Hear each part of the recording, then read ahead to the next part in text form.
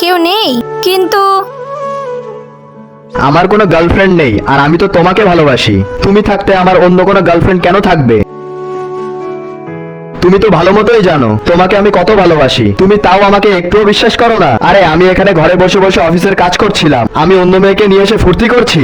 আচ্ছা sorry sorry বললাম তো, আমার ভুল হয়েছে। তুমি মন দিয়ে কাজ করো, আমি চললাম।